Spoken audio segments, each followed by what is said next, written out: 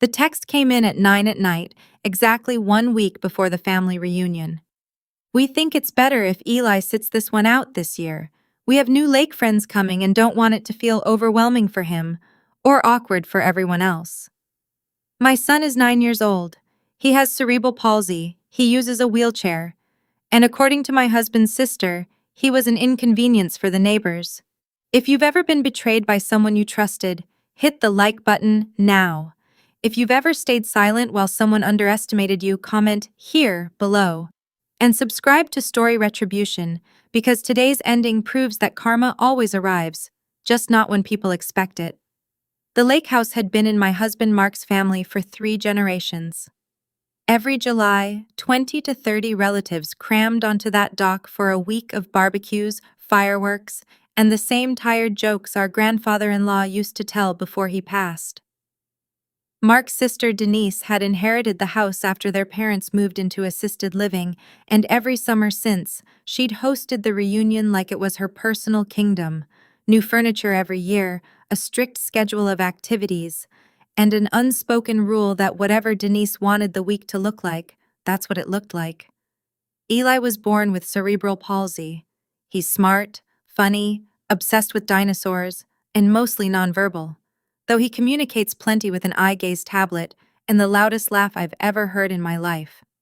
He also has meltdowns sometimes, loud, overwhelming ones, especially in unfamiliar environments with too much noise, too much light, too much change all at once. We'd been navigating them together as a family for years, learning his triggers one by one. Denise had always tolerated them with a stiff smile and a comment afterward about how intense our life must be, said in a tone that never quite sounded like sympathy. 2 summers ago, Eli had a meltdown during the reunion fireworks. Too bright, too loud, too much all at once. I took him inside to calm down while Mark stayed to help clean up. Denise's new boyfriend at the time, a man named Craig who'd never met Eli before that week, laughed and said, loud enough for half the dock to hear, "Man, does that happen a lot? Kind of ruins the whole vibe." Denise didn't correct him. She laughed along. I never brought it up again. I told myself it was one bad night, one thoughtless comment from someone who didn't know better. I was wrong. It wasn't one night. It had been building for years, and that text the following summer was just the moment she finally said it plainly. I didn't scream at her over text. I didn't call crying. I typed back 4 words. Understood. We won't come. Then I put the phone face down and sat with Mark on our porch while he stared at his sister's message like he was reading it in a foreign language. She's really doing this, he said, over Craig's stupid comment from 2 years ago. She's doing it because it's easier than standing up for her nephew, I said. That's all this ever was. We didn't go to the reunion that year. We took Eli to a fully accessible cabin resort 3 hours away instead, one with a ramp straight into the lake and a sensory-friendly quiet room. He had the best week of his life. I posted exactly 1 photo from that trip, Eli laughing on the dock, sunlight on his face, and said nothing else about it. What I didn't post about was the phone call I made 2 weeks later to a realtor named Patricia, who'd sold houses on that same lake for 20 years and had known our family since Mark was a teenager. She was the one who told me, almost in passing, that the property directly next door to Denise's lake house, the one Mark's grandfather had always said he wished he'd bought back in the 70s, had just quietly gone up for sale.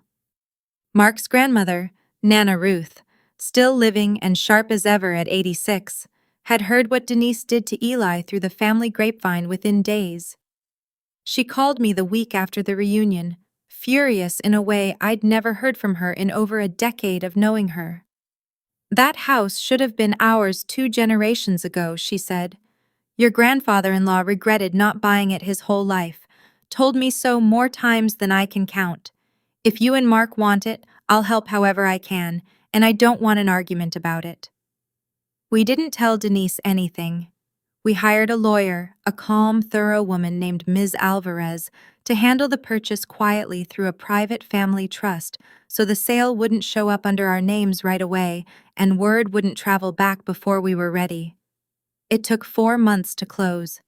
We renovated slowly over the following year.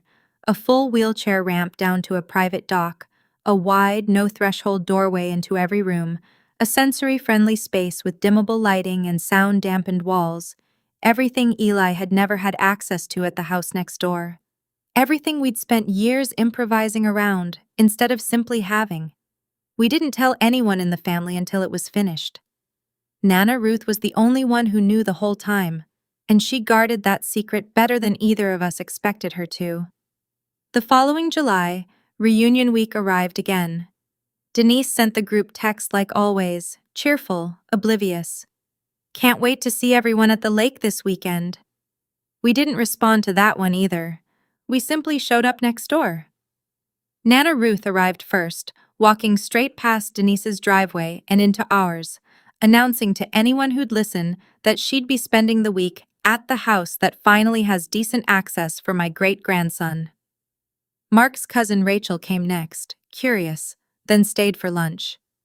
By the second day, half the family had wandered over to see the accessible dock, the ramp, Eli laughing his loud, uncontainable laugh as he rolled straight into the shallow water for the first time in his life, without anyone lifting him. Denise showed up at our door on the third day, arms crossed, clearly having watched her own reunion thin out house by house, plate by plate. "This is insane," she said. "You bought the house next to mine? Are you trying to humiliate me in front of the entire family?" "We bought the house Grandpa always wanted," I said calmly. "We just finally had a reason to."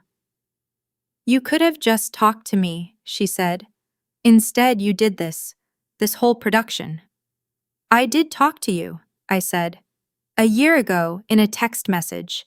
You told me my son wasn't welcome at your lake house because your boyfriend at the time thought his meltdowns ruined the vibe, and you never once corrected him. I have that text. I still have it, word for word, saved exactly as you sent it." Nana Ruth, sitting on our new porch with a glass of lemonade, spoke up without hesitation. "Read it to her, dear. She should hear it out loud, since apparently she'd forgotten she sent it." I pulled out my phone and read the message exactly as she'd typed it a year earlier. Denise's face went pale in the July sun. "Wait, what?" Rachel said, turning to Denise from where she was sitting with Eli. "You told her Eli couldn't come because of that idiot comment Craig made? He's not even your boyfriend anymore." Denise didn't answer. She stood there, arms still crossed, but there was nothing behind it now, no comeback ready, no version of events left to spin. "I panicked," she finally said. "It was easier to just exclude a 9-year-old, I said, than to tell one guest they were being cruel." Rachel stood up, walked to the cooler, and started carrying drinks over to our dock instead of Denise's.